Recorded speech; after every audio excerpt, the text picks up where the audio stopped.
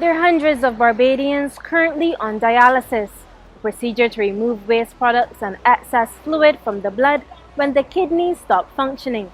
Majority of those living with kidney disease come here to the Queen Elizabeth Hospital 2 to 3 times a week for 4 hours of dialysis.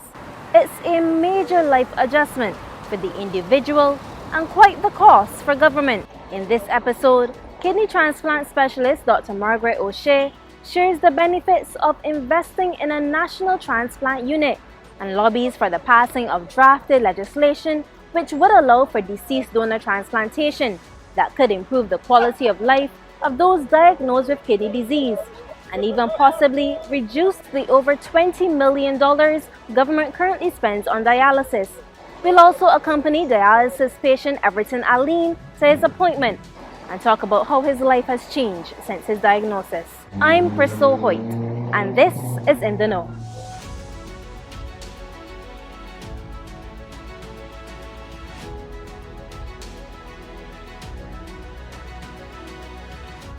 Dr. Oshea, thank you for making the time. I want to jump right in. Can you break down the numbers for me? So on average, we would have about 400 persons on hemodialysis and on average, about 80 persons on peritoneal dialysis. What that means is that persons on hemodialysis would be presenting to the hospital or to one of the outsourced facilities such as Sills Dialysis 3 times a week, ideally, but sometimes we only are able to accommodate twice a week. They come for about 4 hours, and the machine, using needles to take the blood out of the system, cleans the blood and puts it back into the patient. Persons who are on peritoneal dialysis, generally we do the dialysis at home. So we put a catheter in the abdominal area, and then while they're at home lying down, at night, fluid goes into the abdominal cavity, and through the membrane or the lining of the intestine, the toxins in the blood come out, and then that fluid is drained back out. So they have the dialysis at home. What's the impact on the patient's day-to-day life when on dialysis? Well, the hemodialysis can be tiring. So patients who come in, and then the diet restriction is pretty severe in terms of what you can and cannot eat. But some people, depending on their age, they manage, they can work and still, do activities when they're not on the unit. For persons who are doing the peritoneal dialysis, well, it limits them at nighttime, obviously, but then during the day they can get around. And we do find it's good for younger people who want to be mobile, during the day. And also for people who want to be independent of having to come into the hospital. Studies show that the best treatment for patients suffering from kidney failure is a transplant rather than dialysis. Do you agree with that? I totally agree. Transplant is definitely more quality, but gives you a better quality of life, and also it's more cost effective for the government institutions, because what we find hemodialysis is expensive. It's about $70,000 Barbados, and that's just the dialysis. Sometimes in between there we might have complications of the access for dialysis or catheters that are in the neck. And the peritoneal dialysis is cheaper. It's about $50,000 a year Per patient? per patient. But for transplant, after you've put the effort into doing the operation, after that, it's really medications that you're taking. And those medications, the cost is a lot less. It's about $20,000 a year. So we do see cost savings. And also the patient now is free of having to do dialysis on a daily or 3 times a week basis. And they can get back to their activities. They feel better. They can go on to have families, travel easier. So definitely, and many studies have shown they live longer, because you're taking away then dialysis and renal failure really affects the heart predominantly as well. So once you have your transplant, a lot of these things get better, and you live a longer, happier life. Talk us through the process of having a transplant surgery. You have a donor who's interested. What we first make sure is that you both are a match. So we look at your blood group. Your blood group has to be a match.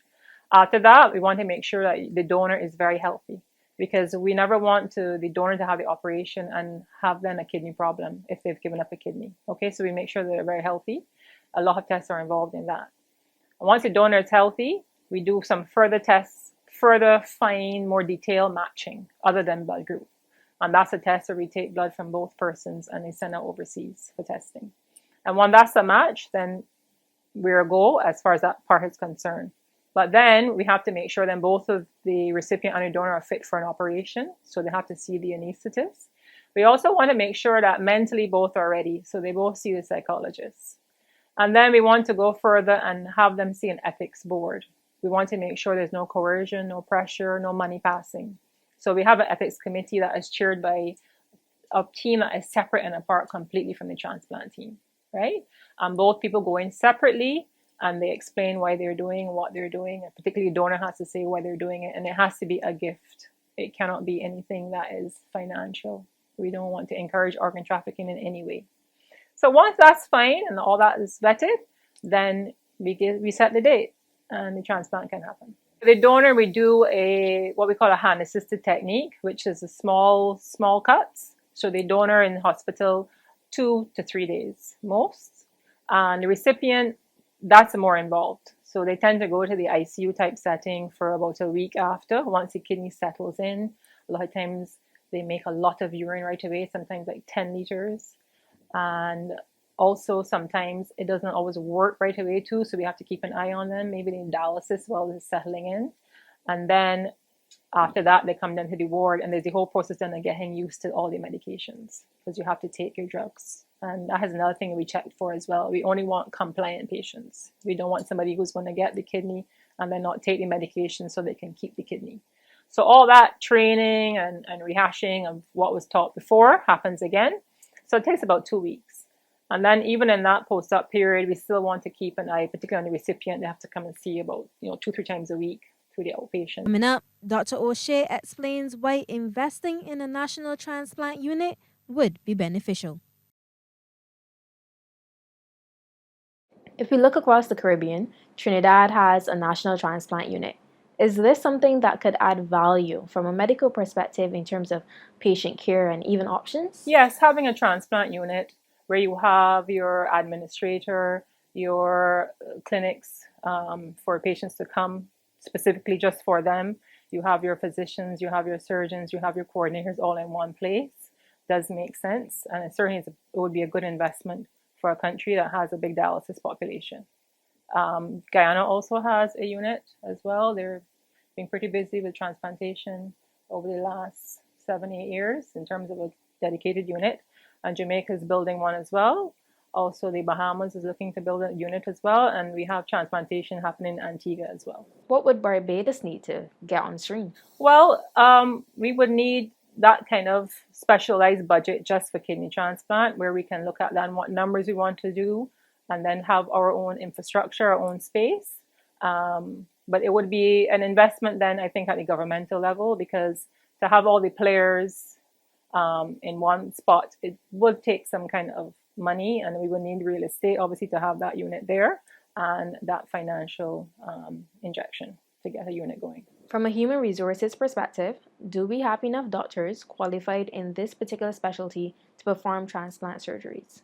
Yes, I think we have good, the human resource part is good. Like we have 2 surgeons, myself and Dr. Paquette. We have 3 nephrologists, Dr. Bell, Dr. Jarawa, and Dr. Dotton. We have a transplant coordinator, Ms. Ruth Shorey. We have good dialysis units, the AKU, artificial kidney unit, which does the hemodialysis. We also have a peritoneal dialysis unit as well. So we have, I would say, the specialists, but then the workup for these patients, there's a lot of tests have to be done. And we would need to have dedicated access to having these tests done in order for the workup.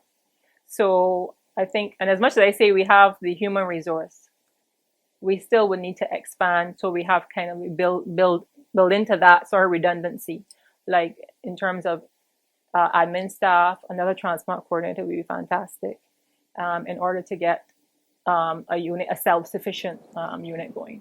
You spoke about government from an investment perspective. What about a legislative perspective? I know there's already legislation drafted. What does it cover? So the legislation would govern both living and deceased donor transplantation, and it does govern all types of transplantation. So it's fairly broad. Currently, we would only be able to do kidney transplantation, and we also have a corneal transplant program. So, but still, if things come on board in the future, it will sort of be easy then to expand the legislation to cover that. So we have a broad legislation which basically speaks to what is in who has to be approached for if we have a deceased donor. It governs that there is no financial coercion in terms of the deceased donor. What would make a person declare dead? Like who should make that declaration in terms of being then a deceased donor? And as far as living transplantation goes, we have sort of age criteria, and also for children, a lot of steps in there to make sure that they're protected and there's no pressure being put on them, and there's no organ trafficking. All that is involved in the legislation. It also speaks to a national transplant unit, which would be like an oversight to what is happening in the, sort of separate and apart, an independent person to make sure standards are being maintained in terms of the transplant program. You mentioned living and deceased donor transplantation. Can you expand on that? So with living donation, you identify a donor. Maybe it's a relative or a friend, and they come forward and we do the workup to see whether you're a match. With deceased donation, generally this is in jurisdictions. In jurisdictions where you have deceased donation, there's a waiting list. So people who have whatever renal failure, liver failure, what have you, they're on a list. They've been worked up to make sure they're good to have an operation. And then something happens to somebody, maybe there's an accident or a traffic accident, maybe like a near drowning, or somebody had a stroke. And then while they're in the ICU, it become apparent their brain is no longer working. Their brain is dead. And during that time, they would call a specialist in to declare the brain death once it has been decided. And the family would then be approached to say, would you want your relative to be a donor in terms of the rest of their organs? Some jurisdictions actually, they have a presumed consent. So already the whole country knows that this is an option, and you identify then that you want to be a donor. Or, it's just their law that if somebody's brain dead, that they automatically become an organ donor. That is not something we were thinking of going, certainly. We want to go the route of what we call an opt-in, where we would approach the family and say, would you want something good to happen from this tragedy? And then if they say yes, we would proceed then to work up the donor to make sure there's no infection or anything that would stop them from becoming a donor. And then we will proceed to donation. What does it have to be family? Could it not be perhaps an advance directive? So there is no law governing living wills right now or advance directives in Barbados. So in countries, yes, where there's an option to have a living will, you can make that decision. Dr. Oshea, while much of our discussion has been around kidney transplants, in the United States, there is the United Network for Organ Sharing, UNOS, which is well beyond kidney donations. And that transplant list has saved the lives of many. Could something like that work across the Caribbean? Yes, I think it could work. And, we are a pretty close-knit group. We actually have within our Caribbean College of Surgeons a transplant chapter, where all the surgeons are in the Caribbean or are members. And we have talked about this a lot. If we could have a deceased donor legislation in each country, it would be lovely if then I could say if something happened in Barbados and then Jamaica or Trinidad had a person who was matching to a deceased donor in Barbados, and then we can just let the organs go to them and they can do the transplant where they are.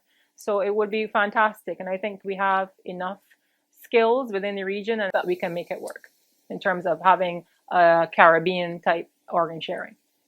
Thank you, Dr. Oshea. When we return, Everton Alleyne takes us to one of his weekly dialysis appointments.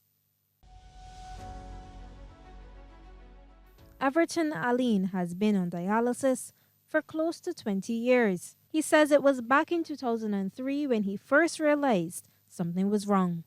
I was in the BDF, I was a soldier. So we was getting ready for the 2003 Independence Day parade. And I realized that my energy levels were really low, and that the recovery time that I would normally recover after any physical activity, I realized it was very long. All into the next day we wake up, still feel tired. There was a loss of appetite. I would be thirsty all the time. I would drink a lot. I would pass urine a lot. Then it started to become sensitive to sunlight. So I started to get blisters on my skin, and then I decided to do some blood work. We did some extensive blood work, and the last symptom I saw was swelling in my ankles. The results came in December or year's night. After I finished a duty and I took off my boots, the swelling now was much worse, and I had edema. I could literally took off the boots. I saw all the imprint of even the lacing, and then we went. The doctor was calling the same night, and she called the lab for the results, and then it showed I had advanced kidney disease. The diagnosis was that I had nephrotic syndrome, and I was admitted to hospital the next day for a kidney biopsy. The news was unexpected and significantly impacted his life. The greatest impact would have come from being not able to deploy with soldiers. So let me say, for instance, like when I had Ivan in Grenada, he was not able to deploy and assist because you have to get those dialysis sessions 3 times a week. So you can't really be operational on that. So it was basically confined to like working on the base, basically admin jobs. Couldn't really go in the field because at that time I had a temporary access. And then my fisher wasn't developed yet, so I had a temporary access. So, you don't want to train or do operations and something happens. So it was confined basically to administrative duties. So that was one of the biggest impacts. Then the second would be that you don't have the energy levels to go running with the other soldiers. The physical activity is limited to light duties and light exercises. So then was the impacts not being able to go on parade. But once I came out to the military, I basically tried to settle into a routine home where I just try to relax, enjoy life, pick up certain hobbies. And while now he's settled into a routine, he's the first to admit that the diet wasn't easy. I was struggling adjusting to the diet because I was accustomed eating one way, so I had to change my diet completely. Then I had a fluid restriction. I could only drink between 1,000 to 1,500 mils a day the most. When you first start, you would see patients usually have like a little notepad, and every time they drink something, they will write it down, so they can add how much fluid to remove when they come to dialysis. Over time, that becomes automatic.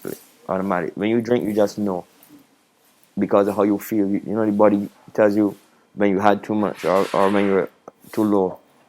In terms of food, between dialysis sessions, I put my food into groups. So my food would be a diet low in potassium, low in phosphorus, low in sodium, and like I said, between 1,000 to 1,500 mils of fluid based on the conditions outside, because sometimes once if you're perspiring a lot, you can always add in a little more fluid. Your kidney works 24 hours. So for 24 hours continuously, blood is passing through your kidney, continuously filtering. So you see, like with this artificial kidney, what this is doing now is blood is passing through the kidney, filtering, and the clean blood is running back to me. What this machine is doing, your body does 24 hours continuously. So for me, saying I only doing it 3 times a week, my diet is going to be limited to X amount of phosphorus, potassium, sodium, and X amount of minerals, because your healthy kidney literally does that for you, filters all the excess toxins and runs back the clean blood to you. But seeing that we have to do it on manual, we could only put in so much because this session is only 4 hours, while your kidney works 24. I only do 4 hours. So I'm going to do 4 hours now, and between now and the next session, I will try to maintain that balance and not go overboard, because to go overboard is to like literally poison your body. You will literally feel ill. You can get vomiting, you can get like this, a whole host of symptoms. So the aim is to aim for a good quality of life by making simple adjustments. So you make simple adjustments in life, and then when you come to dialysis, the other adjustments are made by the machine. Beyond adjusting to the diet, his entire life is scheduled around these dialysis appointments. Like for instance, I like to travel, and once I travel, I have to book dialysis in advance, and it could be pretty expensive. and it could inconvenience you on a trip. Like, for instance, if you're going on a cruise, one of those days you have to pick the itinerary where you may not, like, say for instance, do much, and use that day as a dialysis day rather than a island where you may want to explore. You may got to get treatment in that island. That could rob you out of almost half of the day, because basically once the session finish, you start in the morning, it will finish probably around 1, and it's usually just time to walk around and just get back on the ship. So traveling, it could be expensive and it could be a little inconvenience. With all the changes, it's both a physical and mental battle. His advice is clear to those recently diagnosed. Get a mentor. The worst thing you could do is get diagnosed, have to start dialysis, and don't have nobody to mentor you through the program or literally walk you through the program. And I don't mean like, because you will have your support staff like the nurses, the auxiliary staff, and what's not. But what you actually need is a person that actually went through it, that, you know, that knows when you're feeling a certain way. And, you know, sometimes within the first year, the mind can go into some real dark places. Because for me, I don't know about other patients, but when I got my first cannulation, just for a couple of seconds, I was trying to factor in, how am I going to do this 3 times a week? But that first cannulation was very intense. Now it becomes fairly routine and easy, but like I said, the first 3 years, it'd be very hard. You'd be very thirsty all the time. You want something to drink all the time, but you're only allowed 1,000 mils. So you need somebody to mentor you through that whole entire process so you really start to settle down. When we return, Everton talks about his journey to kidney transplantation.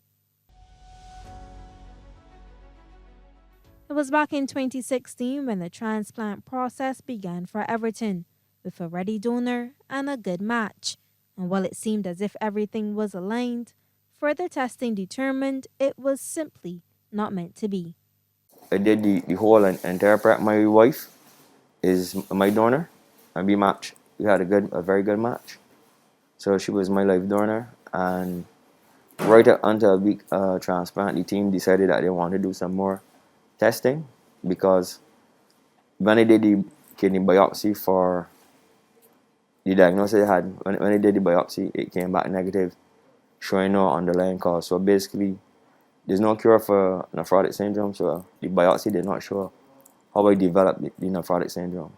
So the team wanted to do some more testing, and did some more testing, and I was then further diagnosed with a condition called FSGS, and it was considered too high risk for a live donor transplantation. But he's still remaining hopeful, counting on the advancement of medicine and even lobbying for government legislation. There are drugs being developed to treat FSGS that will limit the chances of rejection during transplantation. And then right now, what the Kidney Association is looking to do, or actually is doing, we're actually in talks with government, is in getting legislation for cadaveric transplants. The team said if we had that legislation in place in Barbados and a kidney was available from a deceased donor, the transplant would go ahead immediately. They say if I was living in the UK, it would have been done. It would have been done, but in Barbados we only do live donor transplants, and the risk is considered too high for a live donor transplant, because with FSGS you can get rejection on the operating table. It could be a week after, it could be months after, but the risk is very high for rejection. And so he waits, like hundreds of other Barbadians living with kidney disease. I'm Crystal Hoyt. Thank you for joining us.